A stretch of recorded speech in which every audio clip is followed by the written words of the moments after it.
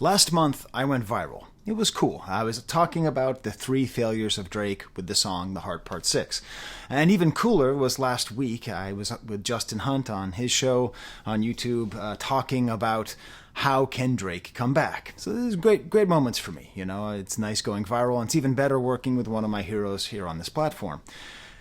And so this morning, you know, I'm sitting there and I'm going through the new music that came out, and I didn't review that last Sexyy Red, although I liked it, and I'm listening through, and then I see that there's a song with Drake on it, and all of a sudden, my head explodes. I'm like, oh my God, what's going to happen? What's going to happen? Is this going to be part of Drake's rehabilitation that Justin and I talked about, or will this be the 4th failure of Drake? Thank you for auditing Professor Sky's record review. The always positive, except whenever sometimes I talk about Bob Dylan or Drake, music review show hosted by a French professor who just needs to state once again, I think Drake is underrated. So I'm probably going to be trashing on him for most of this video, but I also think he's underrated. We can hold these complex things together at the same time. We can call him to account for his creepiness and his problematic behavior and style and perhaps artistic regression, while simultaneously saying that he's a great artist who needs respect. So anyways, there I am. I'm there this morning and I'm listening to this song, getting ready to go to the gym. And like the anticipation, you know, I mean, maybe you already know. Maybe you're on Twitter, maybe you're on X, maybe you're on Instagram, whatever. Maybe you're in some kind of like rap sphere and everyone's already broken down this verse for you. Maybe you've already known. But I'm sitting there, I just see, you know, the song You My Everything, Sexyy Red, comma Drake. I see that comma Drake and I've got anticipation. And what is Drake going to do? He has 2 choices. He has 2 choices with his first post-beef appearance. He can address it or he can ignore it. That totally makes sense, right? If he addresses it, he can keep the beef going on. He can defend himself. He can sort of soak up a little bit more energy in the limelight that he's in right now. He can maybe do something very interesting. Or he can ignore it. Just, you know, like remember We Still Don't Trust You, the Metro and Future album that came out and J. Cole was on it? So the whole thing started with like that, with the Kendrick verse, and then J. Cole's on the We Still Don't Trust You, and I had that same sense of anticipation. What's he going to say? How is he going to talk about the beef? Look at how things are spiraling out of control. And then it was just a totally standard, fine, actually a little bit under J. Cole's usual level of quality, J. Cole verse. So what's Drake going to do? Is he going to address or ignore? Neither. And I guess you could say both. Somehow, with this verse on this Sexyy Red song, he doesn't do either of those things. So listen, I like making lists. You know I like making graphics. I don't edit my shows, so I have to make graphics. So I made 3 prime directives for Drake with this verse. Okay? Don't be a creep.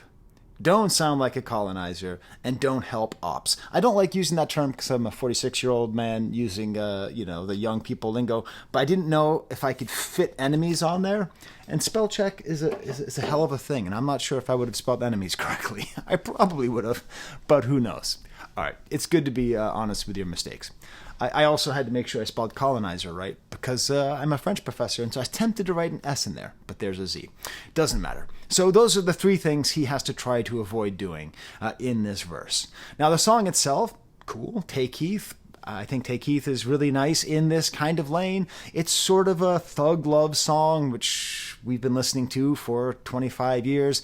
It's sort of in that Ja Rule lane that I dislike, but I really must credit Sexyy Red. She opens up with this kind of catchy chorus that it's catchy. I don't remember how it goes right now for a reason I'll tell you in a second, but I remember it being catchy, and I especially remember that she sang with a warbledness, like she sang with a authenticity and a vulnerability, which reminded me of, you know, Biz Markie. So it's like she's a rapper who can't sing, but does sing just to make the point.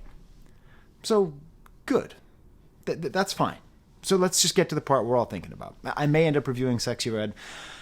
I got a lot of stuff to review this week. It's pretty crazy. Did you hear that, Vince Staples? That's pretty nutty. I still haven't finished up my Rhapsody thoughts, so there's a lot of stuff to go through. But already, just the idea that Drake's first thing coming back is Sexyy Red. Don't help ops. Euphoria. When I see you stand by Sexyy Red, I believe you see two bad B words. I believe you don't like women. It's a real competition. You might pop ass with them. So that's Kendrick's line. And so immediately in this song, you literally see Drake standing by Sexyy Red. And the first thing you think of, every single person who sees this song, who sees this track list, the first thing they think of is Kendrick. That's the first thing they think of. And they think of Drake's ass. They think of whether or not Drake has had cosmetic surgery to make his butt look like, I guess, Sexyy Red's butt. I don't quite know. So already, just off the jump, the whole idea is completely flawed. He has completely failed in this directive because he is literally doing exactly what Kendrick says he does. And even the sort of colonizer angle of him just taking whatever black American stars are hot and new and just sort of taking them for their energy and draining them of blood and trying to stay relevant that way. Even there, okay? But the verse, it starts off, it starts off fine. He might be breaking the don't be a creep thing. Give me the pussy, I'm bullying shit. It's fine. It's a standard kind of aggressive, hyper-aggressive sexuality, which is great, fine. No shame here in any kind of sexuality. So that's fine. I'll give him a pass for that. It's totally fine. If the whole verse is like that, if it's just him talking about beating it up and from the back and pulling the hair, okay, fine. That's the ignoring route. Then he keeps talking about all these different places in the Caribbean he might take her. Going into that number 2 prime directive there. It's fine. Again, it's fine. I know he's not the only rapper to talk about sort of going to the Caribbean as a nice location, but there is something kind of strange about the way that most people from America treat the Caribbean as kind of a playground to just sort of not even interact with the people or the culture, but just simply to be there to use the beaches and use the resources and use the cheap labor. Just in general, right? Like, here, this is a test. If Kendrick had a song and he said, I'm going to take you to St. Kitts, would that raise an alarm bell? Would you be like, really? Okay, like just there. And then also, number 3, don't help ops, don't help Kendrick, because, hey, the Turks and the Perks line. Remember when he was accusing Drake of being a drug abuser and going to Turks and Caicos and doing perks? Now, he doesn't say Turks and Caicos, but Drake lists so many different islands in the Caribbean, and yet he doesn't list Turks and Caicos. And its lack of presence there reminds you that it should be there. And then you slip and fell on my dick. Oh, fine. He's not the only person. Like, I feel like I just heard that same joke, like, a week ago. But I don't know. I review too much music. And then the catastrophe. The second half of this verse, much like the Heart Part 6, you don't have to do anything to destroy Drake right now. He is so painfully killing himself. Number 3, do not help ops. Now, I was going to say do not help Kendrick, but the person who this helps the most is Metro Boomin. So, I didn't discuss the Metro Boomin. I did a whole breakdown of all the beefs, all the beats in the beef, and I didn't mention BBL Drizzy for multiple reasons. At some point, Justin Hunt and I are going to have a sort of AI debate about whether or not Tailor-Made Freestyle and whether or not BBL Drizzy should be taken seriously as good songs. He's kind of pro AI. I'm kind of against AI, but he has so many good takes that it makes me question whether or not I'm wrong, but we'll get to that eventually. But the point is, who can argue with how catchy BBL Drizzy is as a thing? It's very, very catchy. The problem is, you can't play it it's not on the streaming services, right? Or maybe I don't think it is. It's like a competition to see who can have the best BBL Drizzy version. Right? I think RXK Nephew did one. I think he was the best one I heard. But that doesn't matter. What does matter is that, in essence, by using this sample, Drake is entering Metro's contest to make fun of Drake. And eventually, there's going to be either there's one or two things can happen. he can either get sued for not giving Metro his money for this beat, or two, he can just give Metro the money for this beat. So Metro is getting support. And this is the other thing. Remember how I said I don't remember how the song goes? Sexyy Red wrote a very catchy chorus. Tay Keith made a very good beat. But BBL Drizzy is the great eraser. The second that you even... I can't even see the letter B, you know? I'm sitting there watching Sesame Street. You know?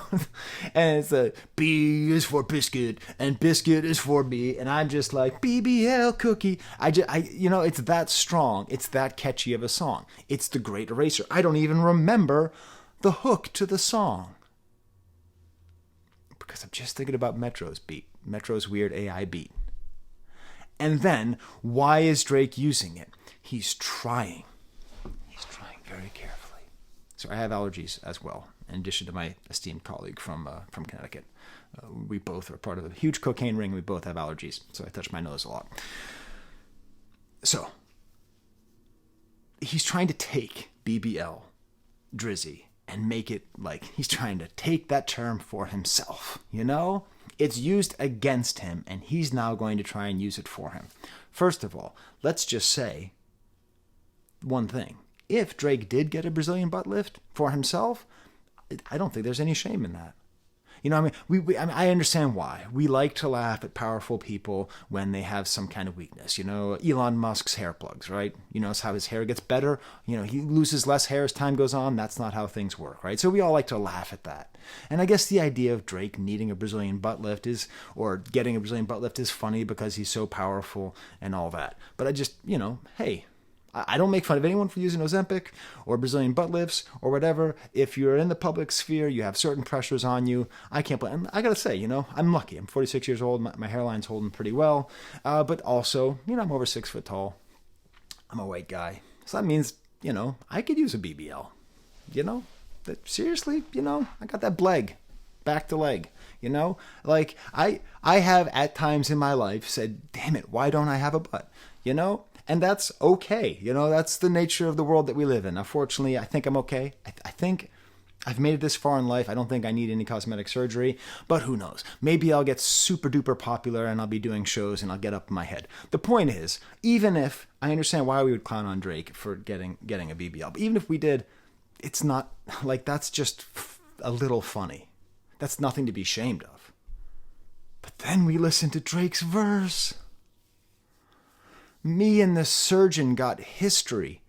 So the whole verse is about how he's going to give this woman who he's into, who ostensibly is Sexyy Red, how he's going to get her a Brazilian butt lift. Now, first of all, I listened to the first 3 songs of this album this morning. And in like the first, maybe the second song or the first song, Sexyy Red talks about how she hasn't had a BBL and how she's proud of not needing it. Now listen, we could just go in and on and on and on. I suggest if you've never read God Save the Queens, by Kathy Endoli. It's a great book about women in hip hop and the position and the way they're treated. It's great. But beyond the feminist critique of BBL discourse, which I could go into, so already he's being a creep. Because, like, the idea of saying, if you have sex with me, I will buy you cosmetic surgery is a creepy thing.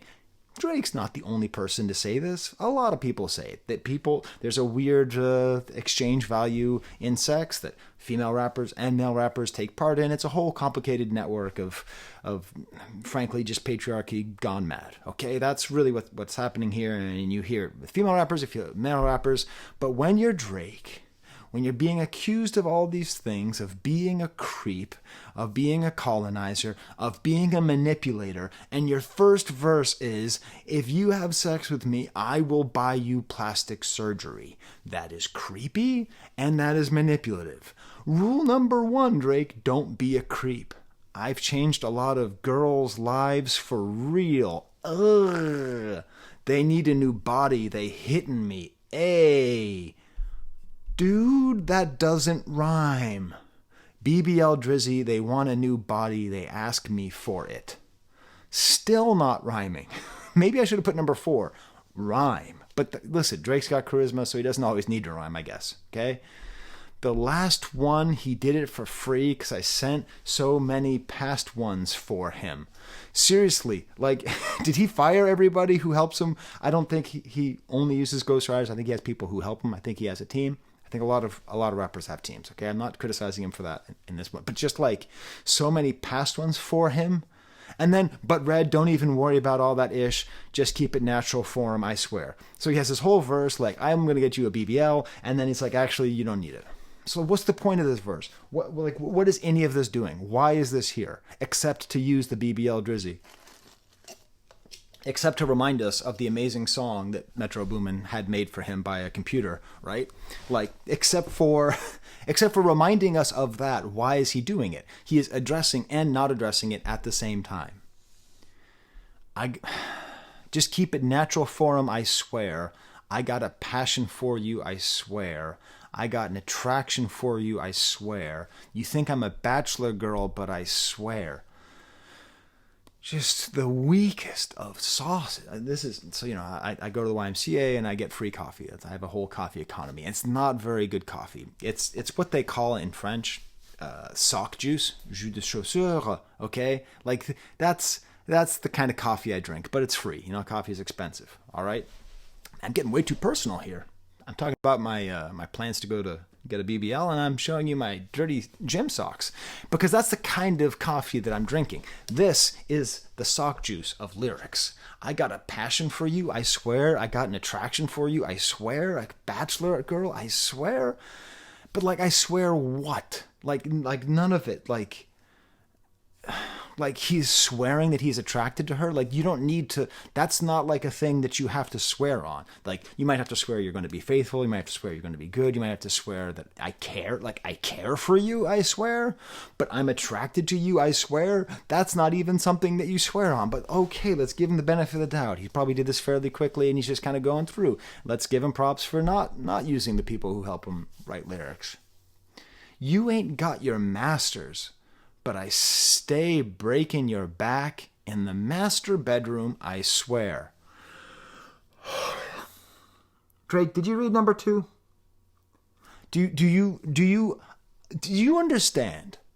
So I did that whole thing, the 3 failures of Drake. And in the 3 failures of Drake, I talked about his use of double negative. Now, I didn't make it clear that I understood that double negatives are often used in African American vernacular English, which I did understand, but that's fine, okay? But anyways, the point that I'm trying to make is that when people use words, it often betrays something that's going on underneath, right? If they're just talking and they say something, it might be kind of a Freudian slip. Why is Drake talking about masters? Why is Drake talking about masters? Somebody who's just been correctly attacked for talking about the slaves, for somebody who is perceived of as a colonizer, someone whose public reputation is taking a huge hit. You ain't got your masters? I'm sorry, I don't know Sexyy Red's music that well. I don't believe that the reason that we listen to her is because she would have a master's degree. Or is this saying she doesn't have the master's to her own music? In which case it's talking about how disenfranchised she is as an artist and how she needs Drake's support. Either he's emphasizing the fact that she's uneducated, which of course is one of the reasons I've been saying Drake is kind of creepy for a long time, because he seems to really like preying on women in lesser positions than him in terms of their socioeconomic background or their education. Or it's like making fun of, I don't know what it is. And then master, like, so 2 times in a row. So it's like if you're sitting here and you're listening to this verse and you're like, okay, let's see what Drake is up to. And then you're like, oh, BBL Drizzy, master. It's just weird, man. It's just weird. Listen, hoser, this is weird. This is just weird. You send me a pic in them shorts and I had to send you a caption like I was there? What does that mean?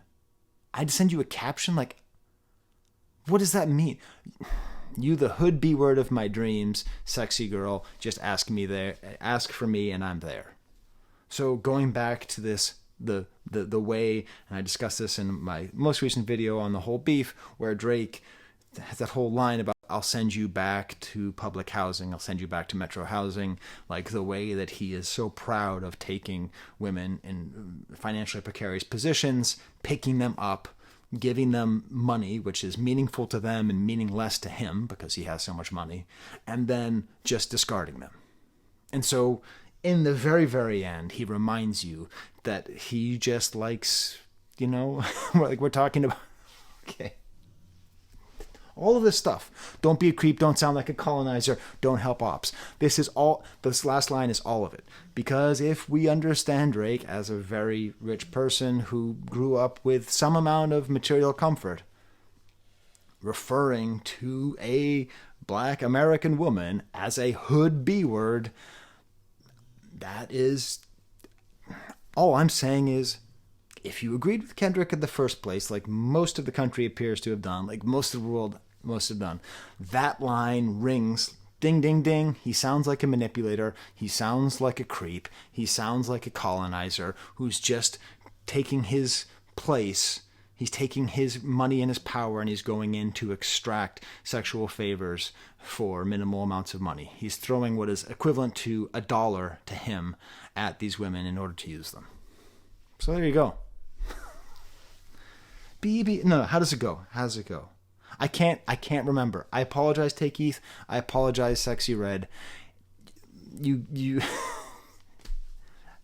can't put BBL Drizzy on it. Right now, you're watching my video and you're not even listening to me talk. You just have BBL Drizzy in the back of your head. Anyways, there's BBL Toby. Hey Toby, how you doing? I'm talking about Drake again. And there's Bo. So, I haven't done a lot of videos at home in a while, so I thought I'd show that off. All right. Until next time, where I will be talking about something, there's the camera.